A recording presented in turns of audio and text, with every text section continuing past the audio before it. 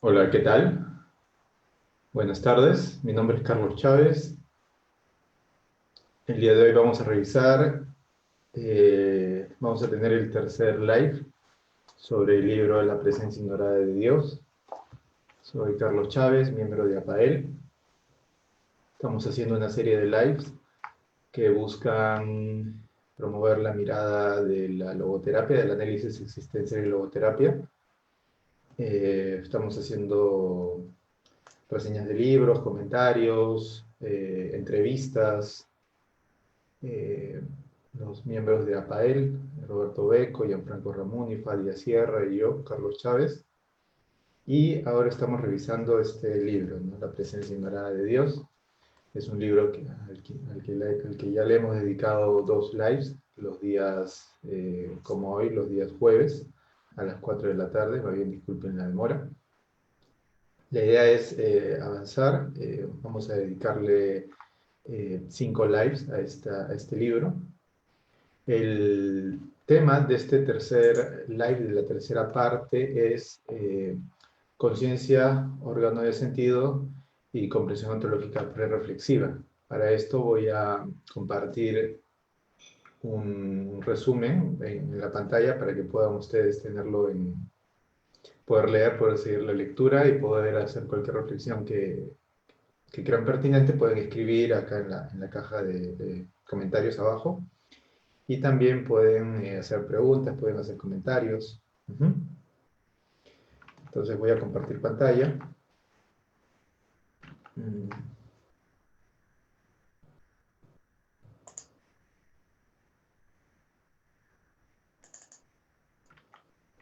ujú.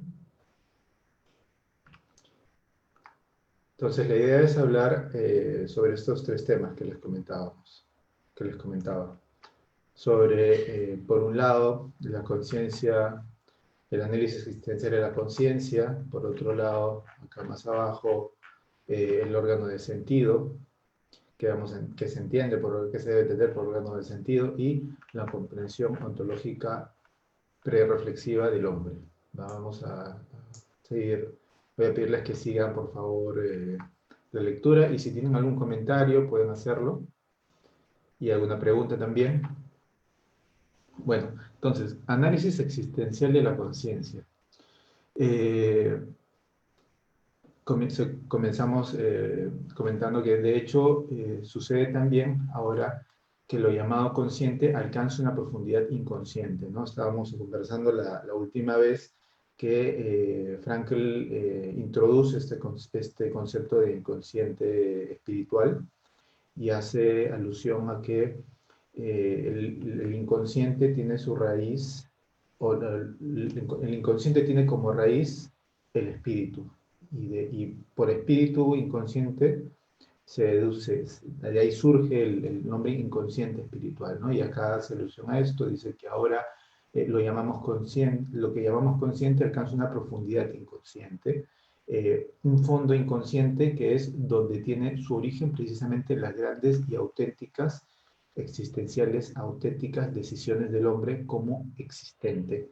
Quiere decir que las decisiones, si bien según el planteamiento de Freud, como hablábamos la vez pasada, tienen sus raíces en el inconsciente, Freud solamente se dedicó a hablar de la inconsciencia y el movimiento a través del ello, a través de los impulsos. Frankl plantea que estamos hablando entonces también de que a nivel inconsciente existe algo llamado espíritu, que es lo que precisamente rige las decisiones más profundas, ¿no?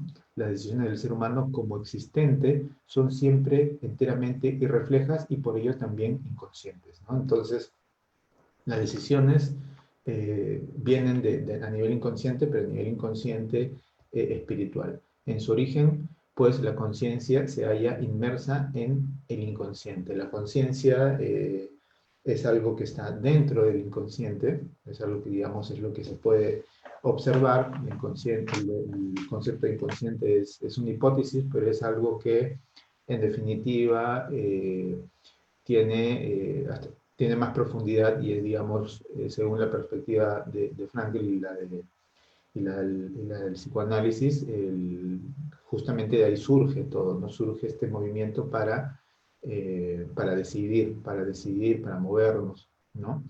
En ese sentido, la conciencia ha de ser también calificada de irracional, ¿no? Existe muchas veces la palabra irracional hace ruido y la gente actualmente, bueno, dentro del paradigma lógico, ¿no? Lo racional, racionalista, digamos, la palabra irracional hace ruido, pero realmente la palabra irracional, la palabra intuitivo, acá hay otras palabras que se plantean como lo alógico o lo prelógico, son palabras que denotan algo previo, ¿no? A lo racional, esto prelógico.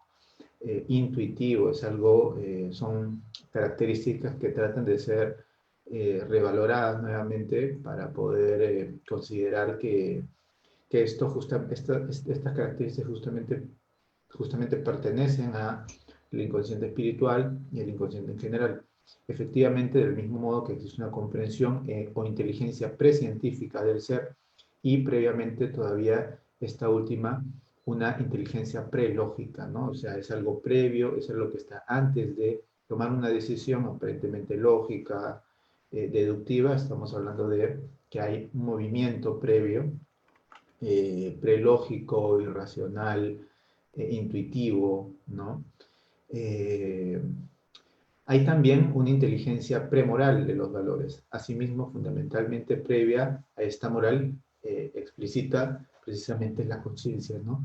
Dentro de lo premoral, lo prelógico, todo el prefijo, todo lo que conlleva, que tenga como prefijo la palabra previo a moral, pre-lógico, pre-científico, son precisamente características que son la base y merecen ser tomadas en cuenta, obviamente, ¿no? Y dentro de la teoría de Frankl son tomadas en cuenta este concepto de premoral. Ahora bien, la conciencia es irracional porque al menos en su inmediata realidad de ejecución nunca es totalmente racionalizable. Estamos hablando también ahí de que, bueno, cuando hablamos de algo previo, de algo primogénito, de la parte primaria, ¿no? Entonces, cuando hablamos de prerracional o lo irracional, esto es algo más amplio, ¿no? Como cuando hablamos de inconsciente. El inconsciente es algo más amplio que la conciencia y es algo que nunca va a ser entendido en su totalidad, nunca es totalmente racionalizable. Entonces, no todo es totalmente racionalizable, hay aspectos que sí, pero Frankl nos plantea esto, ¿no? Que no todo es racionalizable. Esto solo puede darse en una etapa posterior, ¿no? La racionalización. La conciencia solo es capaz de descubrirse a una racionalización secundaria, ¿no? La conciencia solamente hace referencia a esta racionalización que viene a un nivel secundario. Así, todo examen de conciencia es únicamente concebible como algo que sucede después, ¿no? Todo este análisis previo, todo este análisis lógico es posterior, ¿no? Es algo que viene después, es algo que es un resultado de, pero no es, digamos, a lo que Frankl está justamente refiriéndose en esta parte, ¿no? Hace referencia a ir hacia el nivel inconsciente, pero plantear una propia mirada. La conciencia, la conciencia ontológica, ¿no? La conciencia de la existencia, de cómo estoy, de cómo me estoy sintiendo, de la actitud hacia la vida, la decisión, la conciencia de la que hablaba la Gestalt, ¿no? Ser consciente del aquí y el ahora, la conciencia ética, los valores, hacia dónde voy, qué busco con lo que hago, no es sino meramente posible, ¿no? Las posibilidades no es, pero si llegan a llegar, o sea, estas son posibilidades, ¿no? Posibilidades de existencia, posibilidades de conciencia, posibilidades de buscar, ver quién soy, ¿no? Llevar a cabo, materializar. Estas no son cosas completamente reales, sino son posibilidades, ¿no? Y eso precisamente es lo que caracteriza al humano. El humano es alguien que se plantea metas, tiene una idea de sí mismo, tiene una conciencia del aquí y el ahora, de cómo se siente, de cuáles son, cuál es la actitud hacia de la vida que va a tomar, ¿no? Decidir si va a actuar de tal o cual manera. Ahí estamos haciendo también una diferencia con la mirada de Freud, cuando Freud habla solamente del ello y de los impulsos. Acá estamos hablando de una decisión a nivel ético también, y todo esto es algo, es siempre posibilidad, ¿no? Es algo que abre la posibilidad de que uno pueda llegar a ser, que uno pueda realizarse. Esta anticipación espiritual se da en lo que llamamos intuición, ¿no? Esta palabra que es muy importante, la palabra intuición, que hace referencia a poder sentir, ¿no? Sentir la posibilidad, tomar una decisión no solamente lógica, sino eh, reflexiva desde este nivel inconsciente y en contacto con lo más íntimo de uno. La anticipación espiritual, ojo, y esto me parece muy importante siempre resaltarlo cuando hablamos de espiritualidad, no estamos haciendo alusión a lo religioso. Cuando hablamos del libro de la presencia ignorada de Dios, luego se va a explicar por qué habla Franklin de Dios, pero cuando habla del concepto espiritual, no hace referencia a lo religioso, sino que precisamente lo que hace es re, le vuelve a dar un sentido, le da un sentido distinto a la palabra espíritu, ¿no? Frankl tiene esto, este planteamiento del nivel, la visión integral del hombre, ¿no? Lo biopsicosocioespiritual, y no va al lado religioso, aunque muchas veces puede ser malinterpretado, sobre todo por el nombre incluso del libro o los conceptos que brinda. Ya hablamos hace un tiempo con Laura Vélez, la logoterapeuta Laura Vélez de México, y comentábamos un poco eso, ¿no? De la importancia de separar, ¿no?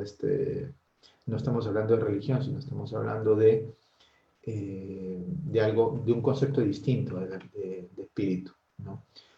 Esta anticipación es intuición. La anticipación espiritual ocurre en un acto de visión, ¿no? Visualizar algo que y lo concretamos, esta idea de imaginar, esta idea de pensar en un futuro, de simbolizar, ¿no? Nos imaginamos algo y lo concretamos, ¿no? Nos anticipamos a algo. Por ejemplo, nosotros podemos visualizar qué es lo que nosotros queremos que sea nuestra vida en los próximos 2 años, 3, 4 años, y una particularidad del ser humano y del espíritu humano es que puede llegar a concretar cosas, ¿no? Concretar valores, concretar proyectos, ¿no? No visualiza algo y lo concreta después. Muchas veces esta visión aparece de forma difusa y vamos aclarándolo, ¿no? Muchas veces es mucho más fácil poder observar, por ejemplo, qué es lo que nosotros queremos en nuestra vida de acá a un año, pero cuando ya lo planteamos en 5 o 10 años, esta visión se vuelve un poco más difusa. Y esta visión difusa la vamos clarificando en cuanto nos vamos acercando a ese momento. La conciencia se revela como una función esencialmente intuitiva, ¿no? La conciencia real de lo que está sucediendo es básicamente intuitiva, ¿no? Una función racional, racionalizable, lógica, no implicaría o no significaría una conciencia realmente afinada si no se tiene en cuenta esto otro que estamos hablando, lo reflexivo, lo intuitivo, lo irracional.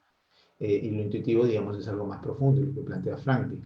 Para anticipar lo que ha de realizarse, la conciencia debe primero intuirlo, y en este sentido, la conciencia ética es de hecho irracional y solo en segundo término racionalizable. Entonces, para poder anticiparnos, para poder plantearnos, esto va a suceder o quiero yo que esto suceda en 1, 2, 3 años, quiero materializar este proyecto, voy a tener que primero tener una, como, como una unidad con esta capacidad mía de intuir, ¿no? Primero intuimos y luego percibimos, ¿no? Primero está la intuición. Primero tenemos que desarrollar este contacto estrecho con esta capacidad de intuición, con este inconsciente espiritual, y luego ya podemos percibir, ¿no? Con los sentidos. Un ser que puede ser, ¿no? Es decir, El amor contempla y descubre posibles valores en el tú amado, ¿no? Cuando una persona plantea un proyecto con otra persona, ¿no? Está planteándose posibilidades de ser, contemplando las posibilidades como el otro y del otro, ¿no? También él, por consiguiente, anticipa algo en la persona amada, ¿no? Las dos personas están anticipándose una a otra y los proyectos que los pueden tener. Puede encerrar en sí mismo en cuanto a posibilidades personales aún no realizables. Ver la posibilidad en el vínculo con otro, la pareja. Se trata de esta única y exclusiva posibilidad de una persona concreta en su situación concreta, ¿no? Estamos hablando de algo en el momento, ¿no? In situ, en el momento, concretamente, y una posibilidad en el aquí y el ahora. Posibilidad que de alguna manera Max Scheler trató de designar en su concepto valor de situación, ¿no? Valores de situación. Entonces, el valor de la situación, de la posibilidad, del momento, es importante bueno, intuirla, poder conectarse con el valor del momento. ¿Dónde estoy? Ya. La conciencia descubre intuitivamente tales posibilidades concretas e individuales de valores. Entonces, la conciencia descubre a través de este contacto con la intuición tales posibilidades concretas e individuales de valores, ¿no? Concretas e individuales de la persona, individuales dentro del vínculo con el otro, ¿no? Scheler plantea, dice, se puede amar algo desde el principio al conocerlo o puede algo no gustarte y lo vas amando poco a poco. Uno ama cuando reconoce lo que esencialmente intuye, ¿no? Cuando uno, por eso ahí radica la importancia del contacto estrecho que uno debe desarrollar con la intuición, lo que significa que una vida a partir de la conciencia es siempre una vida absolutamente personal que tiende a una situación absolutamente concreta, ¿no? Estamos hablando de algo concreto, de algo que, como ya comentábamos arriba, que busca la concretud de las cosas, ¿no? La conciencia, si bien podemos hablar de una intuición, de algo, de un contacto con algo como no racional, no lógico, todo esto, o sea, estamos hablando primero de que hay que incluir esta parte que es mucho más importante, lo intuitivo, lo racional, para luego buscar la completud, ¿no? O sea, justamente cuando nosotros avisoramos, ¿no?, nuestros proyectos de vida a corto, mediano, largo plazo, los de largo plazo son más difíciles muchas veces de ver, pero se van aclarando en función a cuánto nosotros nos conectamos con esta intuición, ¿no? En la vida absolutamente personal que tiene una situación absolutamente concreta y eso que puede importar a nuestro ser individual y único con las condiciones determinadas de su existencia. La conciencia incluye siempre el ahí concreto de mi ser persona, ¿no? Entonces es siempre estar ahí, el ser consciente de quién estoy yo, siendo también conciencia del cambio que se va dando. Las distintas situaciones tienen distintos valores. Uno va escogiendo, o sea, también importante ahí es centrarnos en la posibilidad del cambio, en el cambio que se está dando constantemente, en el vínculo conmigo mismo, incluso los valores que van apareciendo, los valores entiéndase como lo valioso, ¿no? Y uno va escogiendo, ¿no? Mientras un yo sea impulsado hacia un tú, por ello no es posible hablar de amor, ¿no? O sea, cuando estamos hablando de este impulso, ¿no? De este impulso, de este ello, de esto que justamente estábamos hablando la semana pasada sobre ver el inconsciente solamente como algo meramente impulsivo, ¿no? O sea, no es lo mismo hablar de impulso, no es lo mismo hablar de impulso, intuición y racionalidad. No es lo mismo, ¿no? Es importante ahí hacer la separación entre esos tres conceptos, por si no queda claro, pero estamos hablando justamente de que cuando hay una unión basada solamente en el impulso, no estaríamos hablando de amor, ¿no?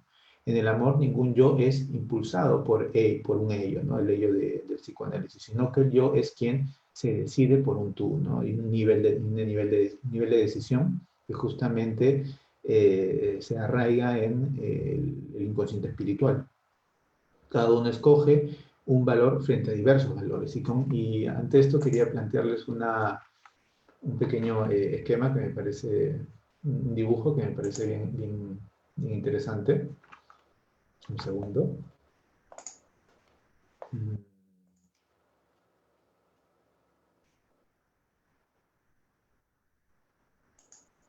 Un segundo. Ya. Por ejemplo, ¿no? Este esquema, ¿no? Cuando estamos hablando acá de múltiples posibilidades, ¿no? Las posibilidades siempre están, como decía Heidegger, bueno, la muerte es la posibilidad que está siempre ahí y paradójicamente anula cualquier posibilidad que se pueda dar, pero hay múltiples posibilidades, por ejemplo, ¿no? En este caso, ¿no?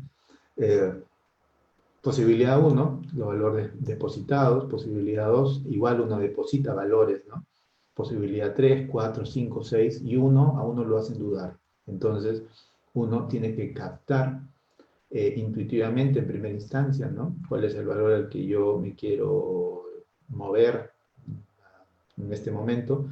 La valoración afectiva es importante, luego la reflexión cognitiva, que es posterior, y la decisión espiritual, decisión existencial, perdón.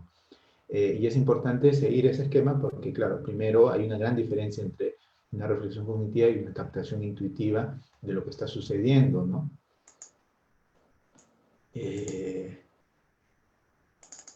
Regresamos aquí. Un ratito. Ya. Entonces regresamos aquí. Y ya. Me había quedado acá. Entonces está claro, ¿no? Con el esquema que hay posibilidades, hay momentos en donde hay muchas posibilidades y justamente lo que nosotros tenemos que hacer es decidir en función al contacto con lo intuitivo, ¿no? El análisis existencial y la logoterapia busca ayudar a las personas a afinar su conciencia para captar las diversas posibilidades que ofrece la vida en una situación concreta, así como los valores y sentidos, ¿no? Cuando hablamos de sentido, no hablamos de los sentidos, necesariamente solamente los sentidos físicos, sino eso es posterior, ¿no? Anterior es los sentidos, el sentido, ¿no? Lo que yo siento, pero siento internamente. El sentido viene, claro, de función a los valores, pero también a cómo yo puedo tener un contacto con mi cuerpo, con mi vivencia, con el momento, encontrar el sentido de lo que voy haciendo, realmente identificar cuál es lo valioso de tomar tal o cual decisión o cuáles valores yo estoy depositando, ¿no? En cada una de estas situaciones, para a través de la captación intuitiva, la resonancia efectiva y la reflexión cognitiva, tomar una decisión existencial coherente y significativa, ¿no? La coherencia es importantísima porque muchas veces las personas están muy alejadas de la coherencia porque están muy centradas, muy tomadas tal vez por esto que se llama el espíritu de la época, ¿no? El espíritu de lo racional, ¿no?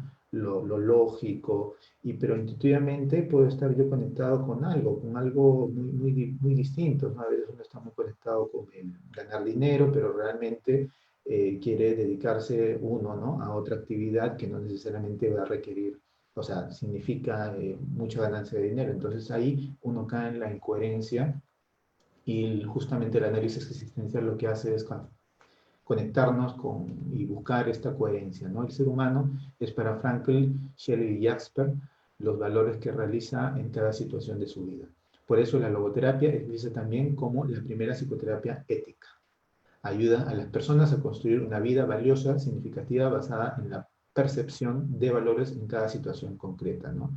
La diferenciación entre valores y la valoración subjetiva, ¿no? Los valores son algo más objetivo, son algo que, digamos, guarda ya un valor por sí mismo fuera de la decisión particular de cada uno, la vida, por ejemplo, ¿no? Y los valores, la valoración subjetiva hace referencia a las cargas que uno le va poniendo a tal o cual actividad y ya eso sí es mucho más subjetivo, ¿no? Importante ahí la diferenciación entre estos dos puntos. Entonces, un segundo. Entonces,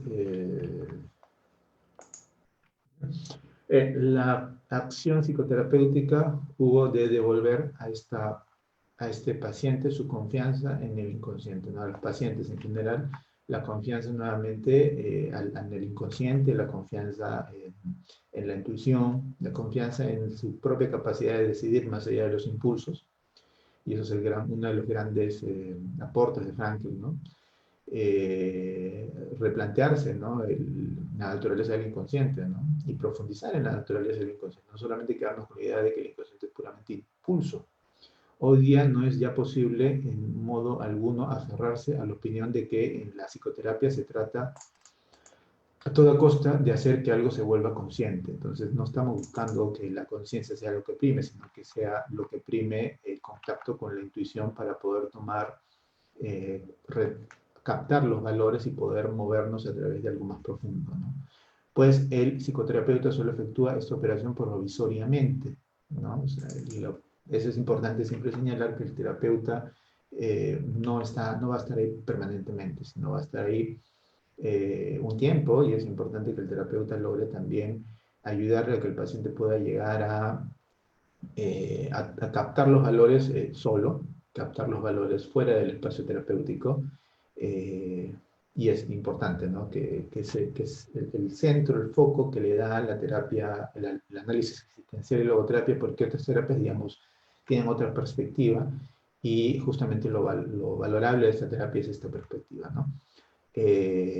Su tarea es la de hacer consciente algo inconsciente, y por tanto también algo espiritualmente inconsciente. Entonces lo espiritualmente inconsciente también puede llegar a ser consciente, y es importante justamente, como comentaba, es el valor de esta corriente terapéutica, porque es justamente el foco a donde apunta, ¿no? O sea, es importante señalar que este foco justamente apunta a este concepto, que es algo, que es un concepto que crea la logoterapia, el inconsciente espiritual, y es algo que justamente merece ser tomado, ¿no? Y profundizado en su estudio. Y por tanto, también algo espiritualmente inconsciente, ¿no?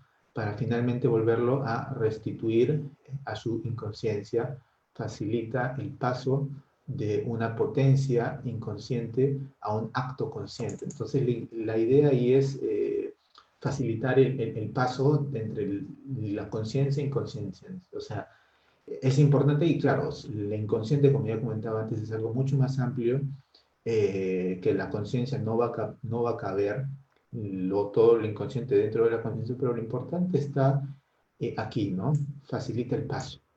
Entonces, facilitar el paso significa que puede haber una fluidez entre el inconsciente y lo consciente, ¿no?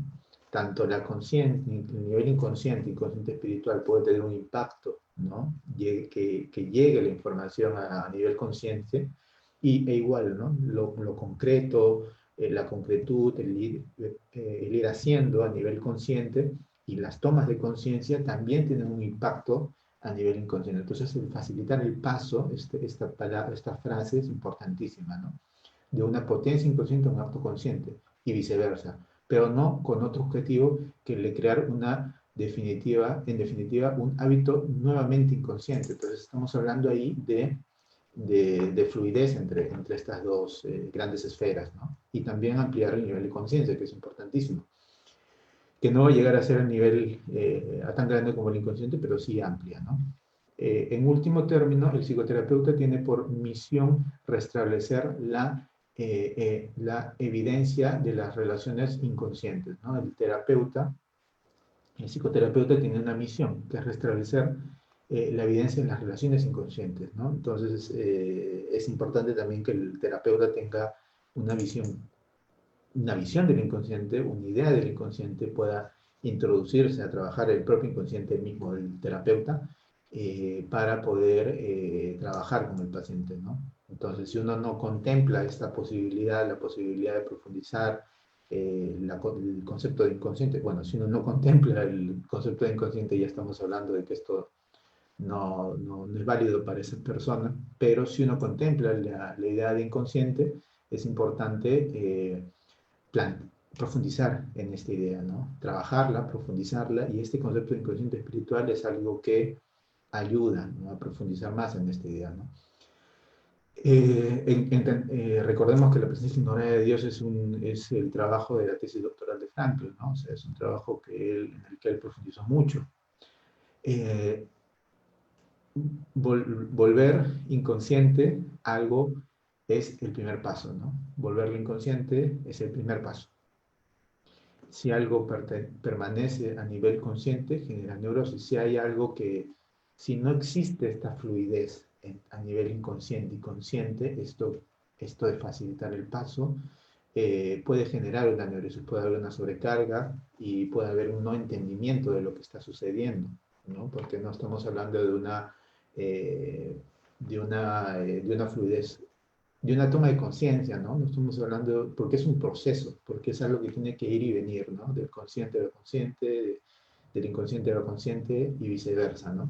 Justamente en eso consiste la vida y la toma de decisiones. A veces uno puede tomar una decisión en función a una toma de conciencia, pero si uno no entiende, no puede que esta decisión, que es ir por buen camino, no cobre más sentido, ¿no?, en la vida, y uno regrese, ¿no? Regrese los pasos y considere, por ejemplo, que perdió el tiempo. Entonces es importante esto, ¿no? Facilitar el paso.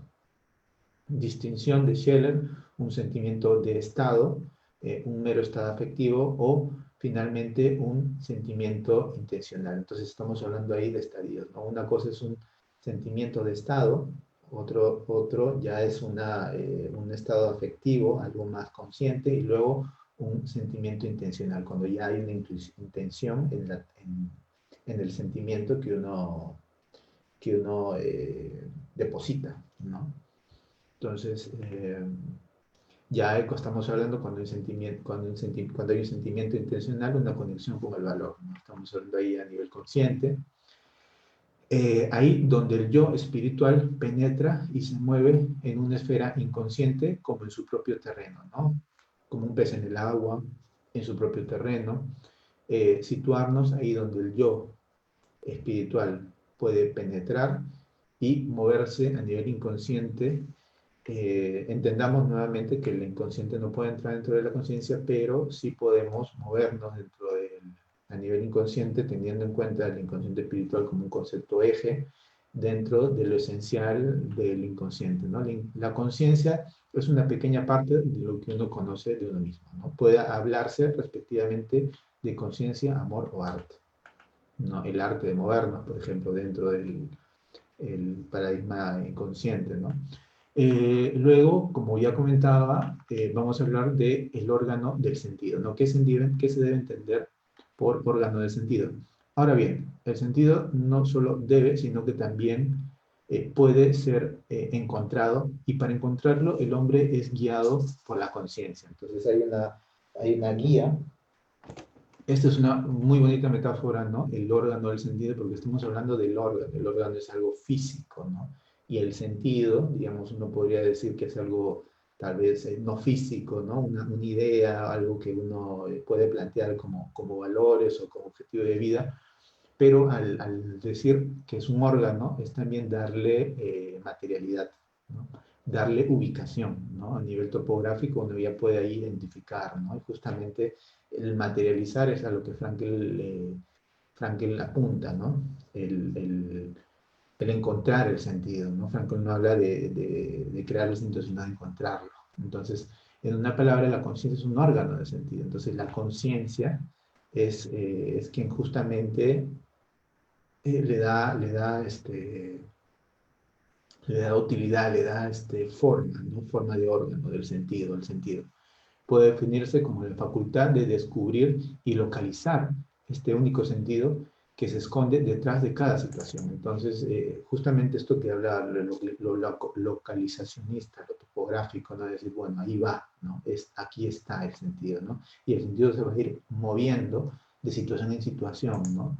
El cambio que se va a ir dando, ¿no? La actuación de la conciencia, una vez que ha encontrado ese único sentido del que hablábamos, ¿no? Constituye en la captación de una forma, la Gestalt, ¿no? Ahí con este concepto de figura y fondo, o la forma, ¿no? que se va dando, que cobra sentido tras el fondo, ¿no?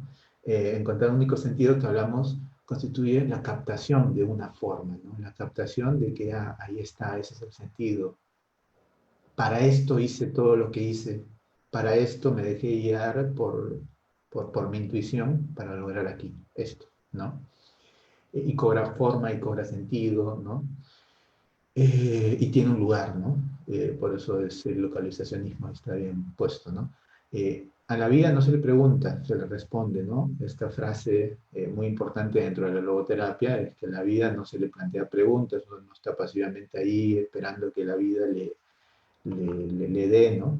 Sino que justamente uno busca que responderle a la vida, ¿no?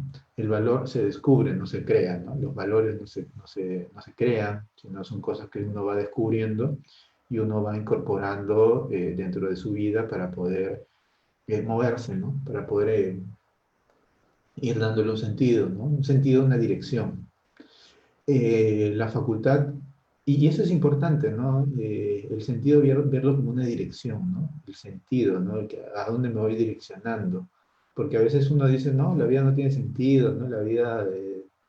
y es una postura, ¿no? Una postura también que uno puede por ahí reflexionar y fundamentar bastante, pero cuando hablamos de sentido también podemos hablar de la dirección que uno le va tomando en función a cuánto uno va conectándose con el cuerpo y con lo que va haciendo y con los valores que uno va captando en la vida, ¿no? La facultad propiamente, un momentito. La facultad propiamente humana de descubrir formas de sentido no solo en lo real, sino aún en lo posible, ¿no? O sea, no solamente estamos hablando de lo real, sino de las posibilidades, lo que estábamos hablando arriba sobre no hablar solamente de, que justamente lo que nos diferencia de otros seres es que nosotros podemos imaginar, que nosotros podemos crear, que nosotros podemos imaginar más o menos cuál será, por ejemplo, nuestra vida de aquí a 50 años, entonces hay posibilidades, ¿no? Más allá de lo real. Podemos describir dicho carácter con Rudolf Harings como transsubjetivo, como lo transsubjetivo, ¿no? Lo ir más allá del sujeto, ¿no? Más allá de lo que existe, más allá de la situación, ¿no? Ad situationem como ad personam, ¿no? Todo responde a una situación y persona concreta. Entonces, todo responde a una situación y persona concreta y se va más allá de eso, ¿no? Más allá del sujeto, ya nos vamos más allá de mí mismo y nos vamos a las personas que están ahí, que están acá, que están allá, a las personas y a la situación. Entonces, si estas personas van variando, tienen distintos valores, tienen distintos proyectos y la situación también va variando, el cambio que se va dando, ¿no? Ante algo y por algo, ¿no? Y para algo, planteándolo como algo futuro, ¿no? La conciencia puede también incluir al hombre, puede también inducir al hombre a un error, ¿no? O sea, es importante también la posibilidad que hay de poder cometer errores.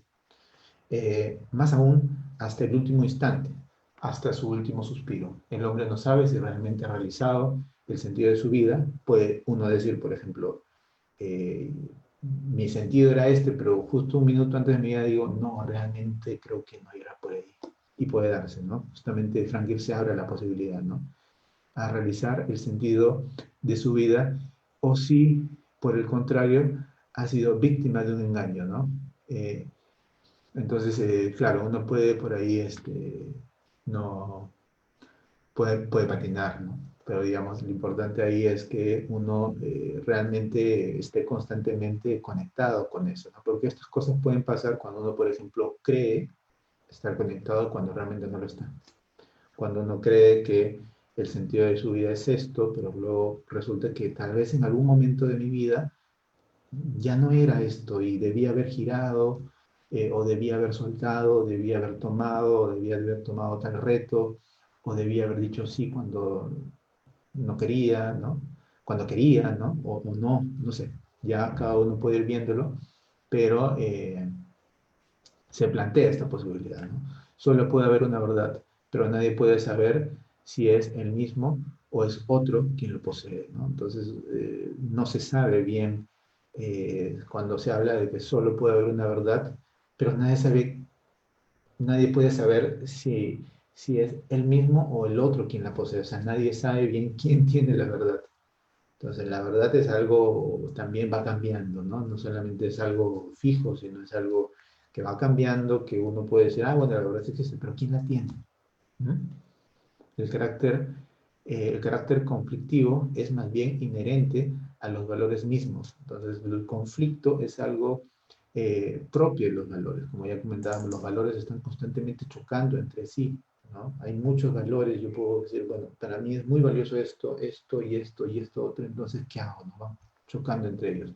Ya que, contrariamente al sentido concreto de la situación, los valores son, por definición, universales y abstractos. Entonces, hablamos de valores universales, como ya comentábamos arriba, ¿no? Los valores, y por otro lado, la valoración subjetiva, ¿no? Entonces, vamos, son concretos, son universales y abstractos. Entonces, eh, importante ir viendo cómo los valores van chocando entre sí.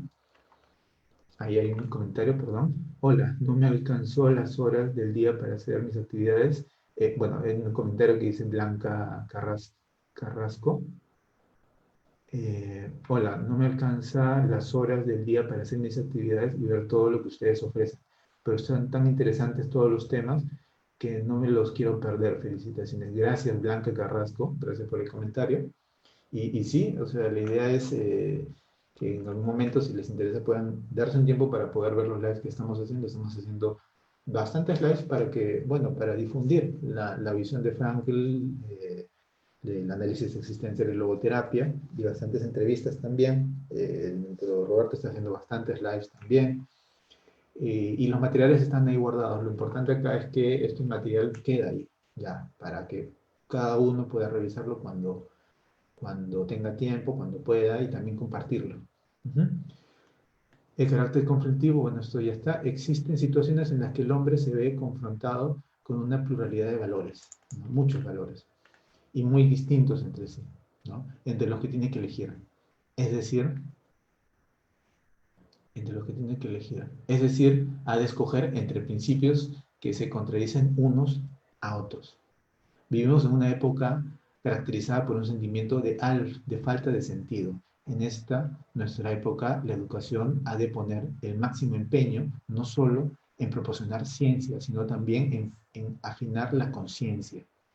De modo que el hombre sea lo bastante perspicaz para interpretar la exigencia inherente a cada una de sus situaciones particulares, ¿no? Esta parte está clarísima. Me parece muy importante un poco la crítica también a la época, ¿no? La época, la educación, ¿no? No solamente una cuota, ¿no? Muy fuerte que se le da a la ciencia, sino también es importante afinar la conciencia, ¿no? De modo que el hombre no sea solamente perspicaz para interpretar, ¿no? Sino también para poder encontrar de esto que estamos hablando, los valores, lo valioso, ¿no? Esta conciencia con lo intuitivo. Solo una conciencia despierta y vigilante puede hacerle resistente, ¿no? De tal modo que ni se abandone al conformismo, ni se doblegue al totalitarismo. Entonces, el super yo, digamos, de Freud está constantemente ahí moviéndonos, ¿no? O sea, toda la parte social, ¿no? Lo totalitarista. Entonces, y es importante poder yo consciente y inconsciente, yo espiritual y yo espiritual inconsciente, que sea fuerte, ¿no? Que resista, que logre conocerse cada vez más, ¿no? O sea, ir de adentro hacia afuera. Si el hombre, en medio de todo este torbellino de estímulos, ¿no? El afuera va a estar lleno de estímulos, en 50 años la sociedad cambia muchísimo para no generar ambigüedad y decir 2, 3 años, que ya de por sí en 2, 3 años cambia mucho, ya lo estamos viendo con el problema que hay el coronavirus y todo cómo cambió de un momento a otro radicalmente. Quiere sobrevivir y resistir a los medios de comunicación en masa. Debe saber qué es qué es o no lo importante, reconocer qué es lo que es o no importante, qué es o no lo fundamental, y en una palabra qué es lo que tiene sentido y qué es lo que no tiene sentido. Ujú. La comprensión ontológica pero reflexiva del hombre. Llegamos a este tercer y último punto de este tercer live sobre la presencia ignorada de Dios. Entonces, este punto también es importante. Recordemos que son 5 los lives que vamos a tener sobre este libro. Con más extenso y amplio es un sentido, cuanto más extenso y amplio es un sentido, más difícil es de comprenderlo. El sentido infinito es del todo inacabable para un ser finito. Entonces el sentido en general es algo amplísimo. Y nuestra vida mundana, nuestra vida finita, no va a llegar a entender todo ese sentido. Todo eso que va cobrando sentido de generación en generación. Puede que algo hagamos ahora y no tenga sentido cuando nos moramos, pero cobre sentido de acá a 100, 150, 200 años, ¿no? Aquí la ciencia se da por vencida y cede la palabra a la sabiduría del Pascal dice, el corazón conoce razones que la razón desconoce. Entonces, claro, esto que estaba diciendo es importante, ¿no? A veces el sentido trasciende la vida, ¿no? Trasciende la vida, que esta vida que tenemos que más o menos en promedio va fluctuando entre 65 y 75 años, ¿no? Dependiendo del país, del estilo de vida, es algo que puede quedar chico, quedar muy pequeño, teniendo en cuenta que el sentido puede materializarse, puede tener más años que los que uno tiene, ¿no? De modo análogo, bueno, acá hay una cita, de modo análogo podemos nosotros hablar de una autocomprensión ontológica proreflexiva del hombre. Entonces, una capacidad de autocomprenderse, de reflexionar previamente uno de uno mismo. Solo un claro y metódico análisis fenomenológico de la manera en que el hombre sencillo, el hombre de la calle, el hombre mundano, el hombre de a pie, se entiende a sí mismo, nos llevaría a la conclusión de que ser hombre significa hallarse permanentemente confrontado con situaciones de las que cada una es al mismo tiempo don y tarea, ¿no? Entonces, es difícil, ¿no? Porque uno tiene que entender que la conclusión es que uno está siendo, hace y es hecho, ¿no? Hallarse permanentemente confrontado con situaciones en las que cada uno es al mismo tiempo don y tarea, ¿no? Entonces uno es quien hace, es quien está haciendo, es parte, es como decir, soy por un lado un personaje principal en mi vida, pero por otro soy un personaje secundario en la vida del otro. Entonces es importante saber cómo uno no es el centro del universo, sino hay muchos valores, muchas personas, muchas situaciones, y eso precisamente es lo que complejiza la vida, ¿no? La vida social, la vida en general, ¿no?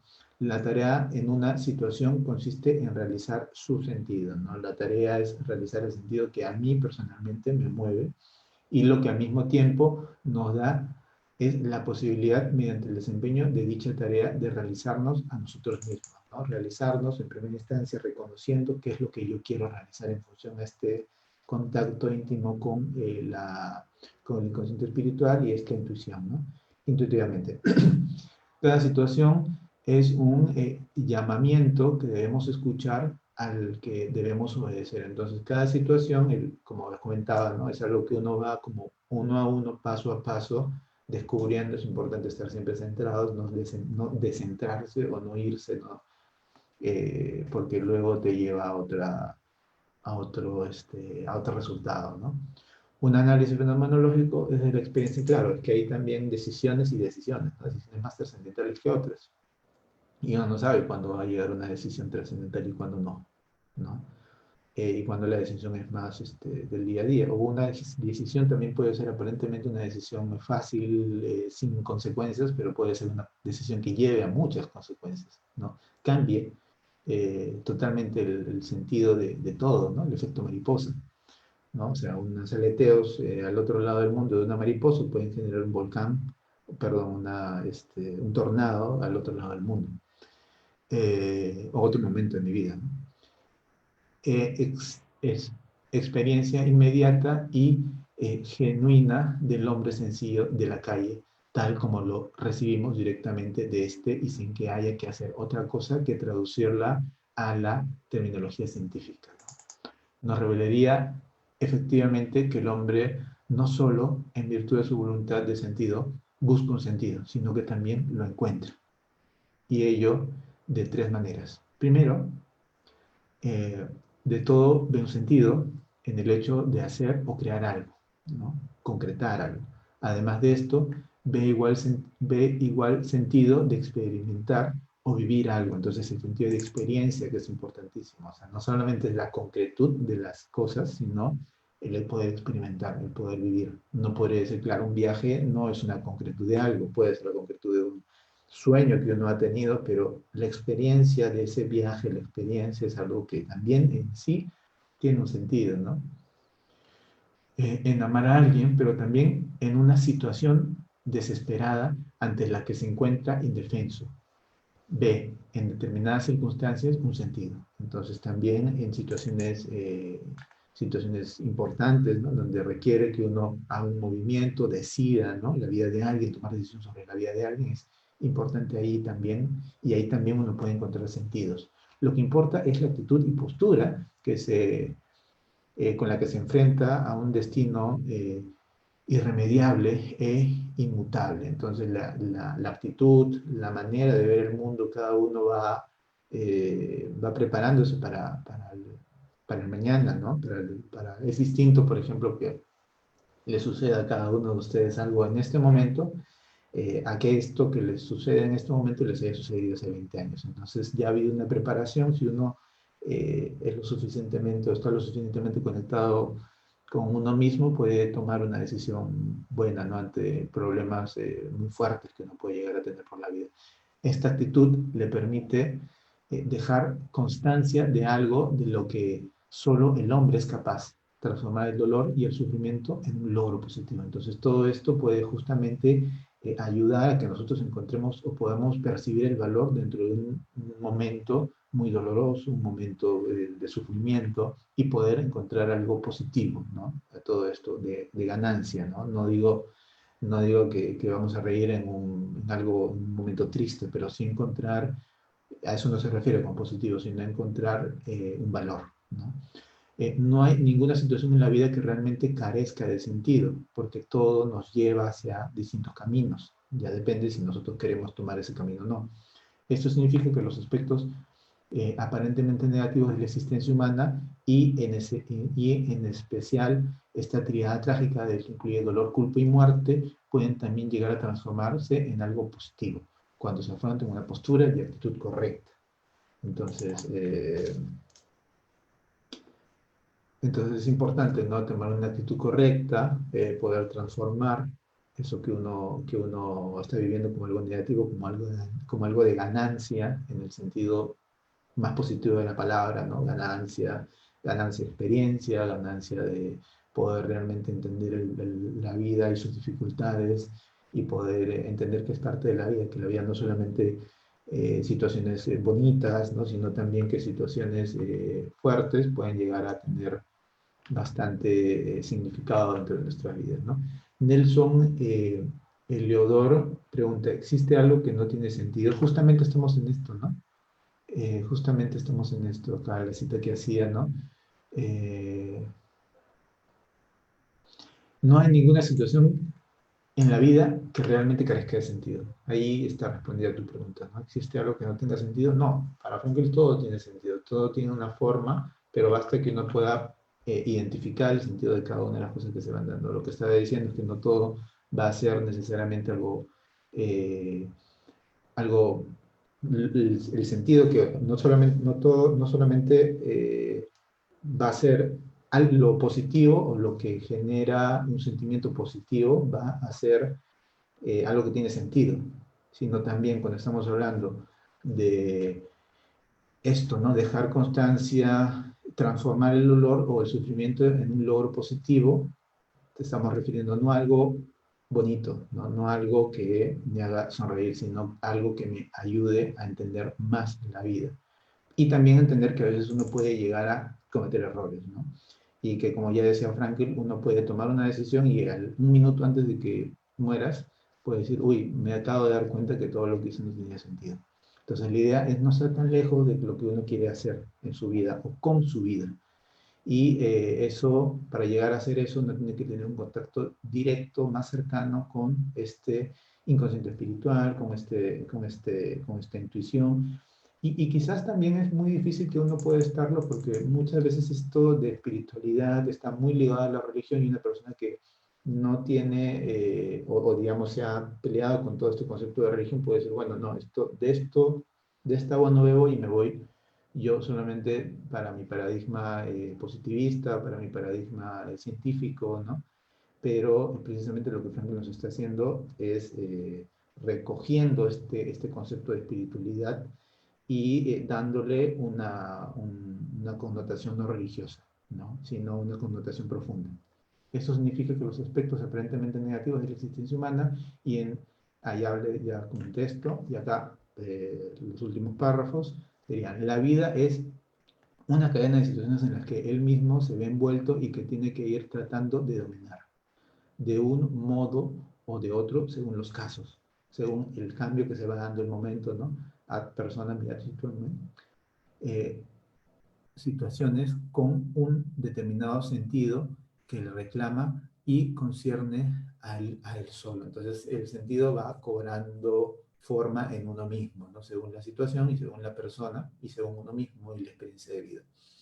Y esa comprensión primordial de sí mismo le dice que ha de procurar por todos los medios a su alcance ir en busca de ese sentido y encontrarlo, ¿no? O sea, encontrar el sentido. Cuando hablamos de sentido, como ya comentaba un poco antes, que el sentido es algo que para Frankl se encuentra, no se construye, ¿no?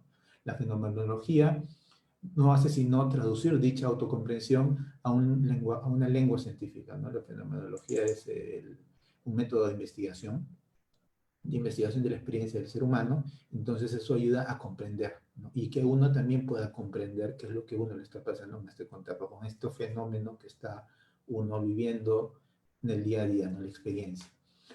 No emite juicios y apreciativos sobre los hechos, cualquiera que sean, ¿no? O sea, esta facultad de la fenomenología como el arte de la no interpretación, ¿no?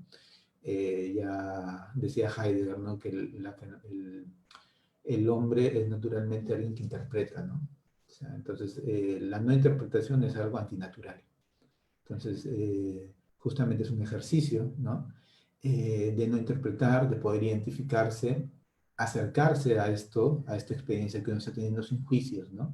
Incluso también podríamos hablar de acercarnos a este concepto de espiritualidad sin el juicio religioso, sin la preconcepción religiosa que tiñe bastante este concepto de espiritual, y poder encontrar y entender mejor a Frankl en este contacto con este concepto nuevo que está planteando Frankl a través del concepto de espiritualidad, y luego ya hablaremos del concepto de Dios, porque el libro se llama La presencia ignorada de Dios, en otros lives, ¿no? Cualquiera que sea, sino que se limita a hacer constante estos hechos sobre la vivencia del hombre de la calle, ¿no? Sobre el hombre mundano, el hombre de la calle, el hombre que va viviendo poco a poco y va, bueno, va encontrando su camino, ¿no? La logoterapia, a su vez, retraduce este conocimiento elaborado por la fenomenología, todas las posibilidades de encontrar un sentido a la vida, volviéndolo a expresar en el lenguaje del hombre sencillo, ¿no? No solamente quedarnos en este lenguaje científico, sino también ir a lo precientífico, que justamente está lleno del lenguaje que justamente lo precientífico nos une a todos, ¿no? La experiencia. Hay experiencias comunes, y justamente a esto lleva, ¿no? Toda esta mirada, para precisamente ponerle en condiciones de encontrar por sí mismo ese sentido de vida. Lo que verdaderamente importa es que exista algo que podamos abandonar, algo que podamos dejar tras nosotros en el mundo, que constituya la realización. Cuando estamos hablando de esto, estamos hablando ahí de la autotrascendencia, importante concepto que también rescatamos del análisis existencial de logoterapia, que constituya la realización de nuestro sentido u de nosotros mismos, antes que llegue ese día en que nuestro tiempo se haya consumado, ¿no? Esta parte, ¿no? Acá en la que hacíamos referencia a que el sentido puede cobrar, o sea, lo que hagamos puede cobrar sentido 100 años después. O sea, lo que sea, ¿no? Ya sean las palabras de Frankl, ya sean las interpretaciones que cada uno le va dando, ya sea un libro, la familia, lo que uno haga, una película, un video, lo que sea, ¿no? Entonces, cosas concretas cobran sentido después. Entonces es importante esta última reflexión en la que nos abrimos en la posibilidad de que lo que hagamos pueda tener sentido para otros después. El sentido nos supera, ¿no? En tiempo. Entonces, nos vamos quedando aquí. Quería agradecerles a todos por su presencia. Luego la próxima semana vamos a hablar de la parte de sueños de Frankl, la parte de sueños de el libro La presencia ignorada de Dios. Recordemos que estamos hablando de 5 lives que vamos a hacer sobre este libro. Creo que estoy un poco borroso. Esto para... Bueno, un poco borroso. Bueno, entonces, así borroso me voy. Muchas gracias por estar ahí. Nos vemos en este live, la cuarta parte, el próximo jueves.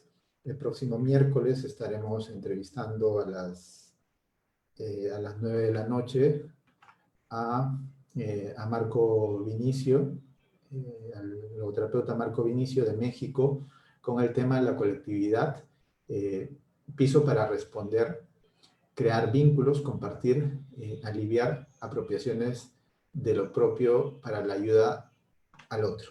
Entonces, con este tema nos estaremos viendo conmigo el día miércoles a las 9 de la noche, y el próximo jueves a las 4 de la tarde hablaremos de este cuarto punto, el trabajo de sueños desde la logoterapia. Muchas gracias por estar allí, y esto sería todo. Gracias.